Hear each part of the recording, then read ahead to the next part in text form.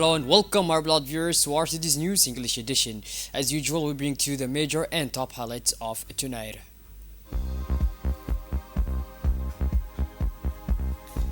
Djibouti and the United States united for security in East Africa. And on the international scene, Biden and Macron announces a ceasefire between Israel and Lebanon. Those were the major and top highlights. Welcome back to our newsroom, our beloved viewers. The Sheikh of Al Azhar, Professor Dr. Ahmed Al Tayyib, received the Speaker of the House of Representatives, Mr. Delita Mohammed Delita, and the accompanying parliamentary delegation. During the meeting, they discussed means of bilateral cooperation between the Republic of Djibouti and the prestigious Al Azhar Islamic University. The Speaker of Parliament welcomed the existing frontier relations between the two parties, wishing to consolidate this fruitful and passion-worthy cooperation. The Sheikh of Al Azhar immediately expressed the readiness of this great Islamic institution to increase the number of beneficiaries of Djiboutian students. The Minister of Defense in charge of relations with Parliament, Mr. Hassan Umar Mohammed, and the Chief of General Staff of the Armed Forces, Lieutenant General Zakaria Sheikh Ibrahim, received today General Michael Longley, Commander of U.S. Forces in Africa, accompanied by the U.S. Ambassador to Djibouti at the reception hall of the General Department of International Relations at the Officers Hotel Hassan Bassouma. The meeting between the two parties is part of the bilateral relations between the two countries and included strong military delegations from both sides. Discussions during the meeting focused on several important topics, including the regional security situation and challenges related to stability in East Africa. The two sides shared security and defense cooperation initiatives with a particular focus on efforts to counter terrorist threats in the region. Another key point discussed with the transition of the ATMIS mission to the African Union as of 2025. This transition is critical for the continuity of peacekeeping operations in Somalia and to support the Somali authorities in their fight against terrorist groups in the country's stabilization process. Both parties pledged to continue to work closely together in combating security threats and supporting the ongoing transition process. The meeting strengthened the strategic relations between Djibouti and the United States and emphasized international solidarity and joint efforts to promote peace and stability in Africa and around the world.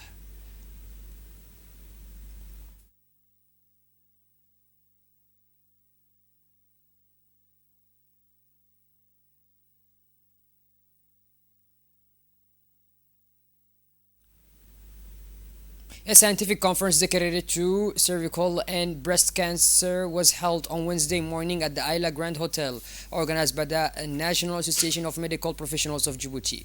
This major event brought together a large gathering of high-profile personalities and health professionals who came to discuss these key public health issues. The Minister of Health, Dr. Ahmed Roble, the General Secretary of the Ministry of Health, the General Director of the University Hospital of Djibouti, as well as a large number of Djiboutian doctors, pharmacists, surgeons, and dentists were present on the occasion to show interest in this issue. The conference began with two notable interventions. Dr. Suleiman Noor Aye, President of the National Association of Medical Professions of Djibouti, highlighted the prevalence of cervical and breast cancer at the global, regional, and national level. After these speeches, the conference was held in a spirit of scientific agreement with enriching exchange among the participants, enabling the enhancement of knowledge and strategies in the fight against these cancers. The evening ended in a friendly atmosphere, reflecting the commitment of Djiboutian health workers to better manage these diseases and raise awareness among the population. After 3 days of intense discussions, high-level meetings, and stimulating debates, the Somali Intellectual Forum concluded under the theme of conflict prevention and regional integration. Reflecting the ambition of maintaining regional stability, this edition brought together an audience of intellectuals, researchers, and policymakers from the four corners of the Horn of Africa and beyond. Djibouti has been the crossroads of civilizations and ideas, and is once again able to embody its historical mission to be a bridge and a place of dialogue where the fragile threads of a shared future are woven. In a region characterized by complex and interconnected challenges of political instability, armed conflicts, humanitarian crisis, and climate challenge, the Heritage Forum has proven itself to be an essential forum. Over the course of 3 days, the region's elders exchanged views and experiences, highlighting the multiple facets of contemporary issues. But the forum was not just a place for theoretical reflection. Above all, it was a space for intellectual work. The discussions resulted in concrete proposals and recommendations developed in a dynamic of listening and dialogue that outline a shared vision for a future of the Horn of Africa. A high-level delegation led by Dr. Hibu Mumin Asowi, Minister of Youth and Culture, traveled to Arto on Monday to launch the workshop on the statue of the artist under the UNESCO project. The visit was marked by a warm welcome for the minister and the accompanying delegation by the local authorities led by Mr. Hassan Dabali Ahmed and head of the regional council, Mr. Almi Bouh. The workshop took place in the meeting room of the regional council, brought together artists and intellectuals from the Arta region, senior officials from the Ministry of Youth and Culture. The event aimed to gather artist proposal in the context of defining the stature of the artist in our country and highlighting the challenges and opportunities for this important category of society. The workshop is also part of the Ministry of Youth and Culture's ongoing efforts to promote the rights and welfare of artists while highlighting their essential contribution to the cultural, social, and economic development of our country. The discussions were fruitful and it was recommended after this meeting to find sustainable solutions to improve legal and institutional framework for artists in the Arta region. As part of the 6th edition of the National Disability Week, the National Agency for Persons with Disabilities in Djibouti today organized an official ceremony to launch a training course to strengthen the capacities of associations funded by the European Union and a certificate ceremony for the beneficiaries of the program dedicated to training people with special needs with technical support from USAID Youth Employment Project. The ceremony was presided over by the General Director of the National Agency for Persons with Special Needs, Mr. Douale Said Mahmoud, the European Union Head of Affairs in Djibouti and IGAD, the US Deputy Representative and officials. This initiative falls within the framework of the implementation of the project, strengthening the capacities of associations of persons with disabilities and functional training to promote employment and professional inclusion, funded by the European Union and implemented by the National Agency for Persons with Disabilities. These activities lead to the functional training of 80 young people with disabilities in promising sectors, notably renewable energy, information technology, computer graphics, and the audiovisual sector. The Ministry of Digital Economy and Innovation officially launched the Cybersecurity Hackathon, a landmark event in the field of technological innovation and cybersecurity, this morning at the Iskal International Hotel in Djibouti. The opening ceremony of this event was presided over by the General Secretary of the Ministry of General Digital Economy and Innovation, Mr. Abdullah Ibrahim Umar, who emphasized the importance of cybersecurity in the sustainable development of digital technologies in Djibouti. The hackathon represents a unique opportunity for young talents to propose concrete solutions to the digital challenges of our time.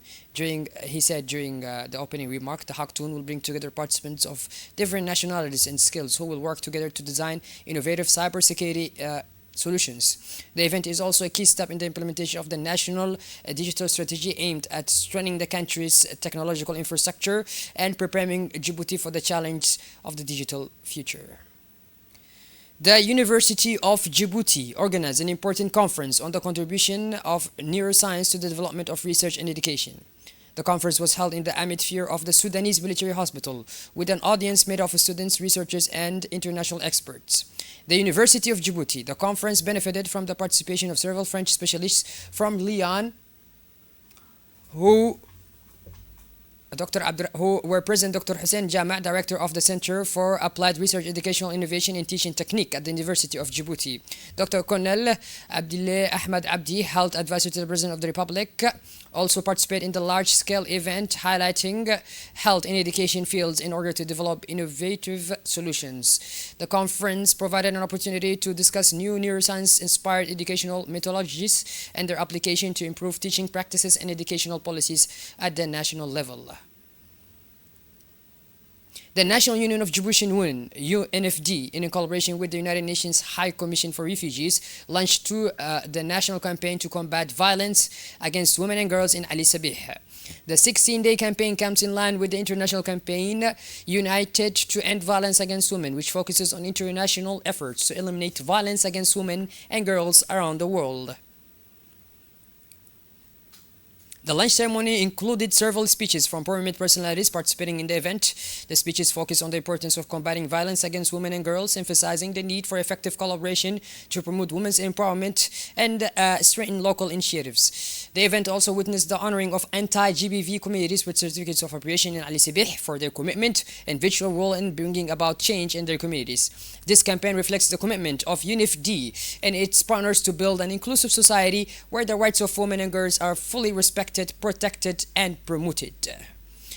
At the end of an intensive 5-day training course, IGAD is training the capacity of 50 law enforcement officers and officials from the border administration in Djibouti, Ethiopia, and Somalia. The closing ceremony of the workshop was sponsored by the governor of Tajarrah region, Mr. Mohammed Abbas. The workshop was organized within the framework of the European Union funded program supporting free movement of people and migration, which aims to strengthen the capacities of IGAD member states in the field of migration and refugees. The workshop was an opportunity to highlight the importance of this training, which provided new knowledge and enabled the development of new skills in a complex field such as border management and addressing topics such as international migration law, combating human trafficking, or even facilitating trade exchange and many other topics of paramount importance to ensure the security and stability of our region.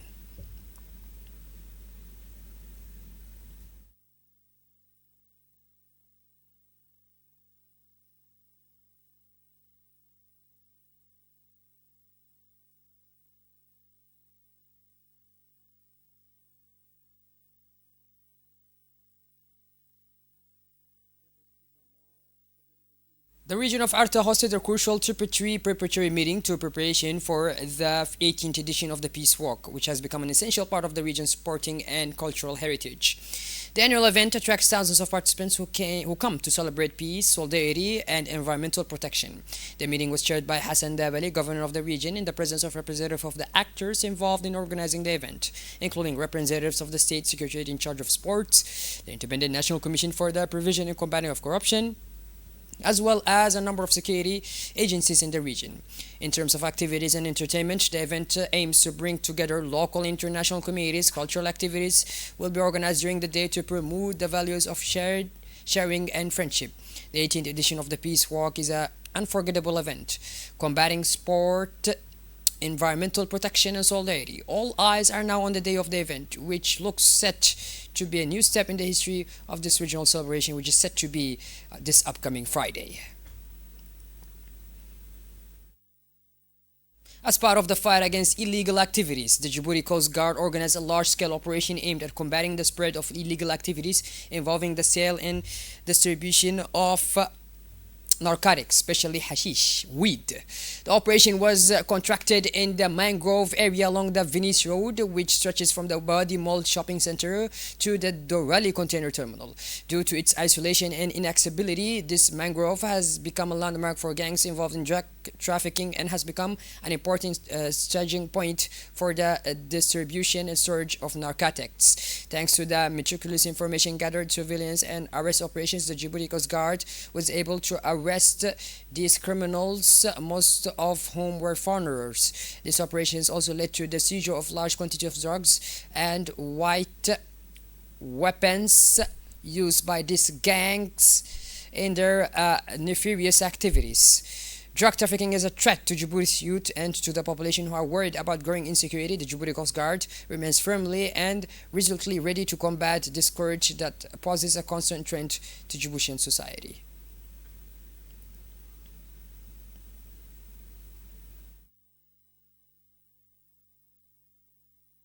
Shifting gears towards the international scene now, U.S. President Joe Biden confirmed Tuesday that a ceasefire agreement has been reached between Hezbollah and Israel in Lebanon. Let's listen for more with Aisha Abdullahi.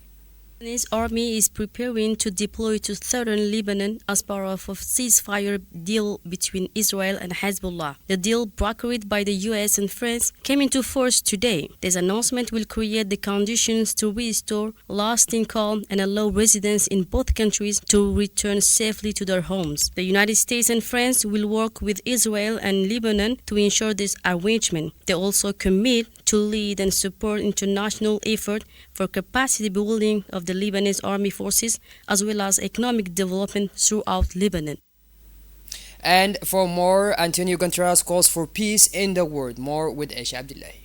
Speaking at the annual Peace Bell ceremony, Antonio Guterres warned that war is spreading, inequalities are growing, and new technologies are being weaponized. International institutions must be better positioned to respond to his threats. Peace and security, he added, will also be key priorities as he urged nations to resolve ongoing conflict, including in the Gaza Strip, Ukraine, and the Great Lakes region of Africa. The Secretary General's appeal comes ahead of a pivotal moment demand for global cooperation.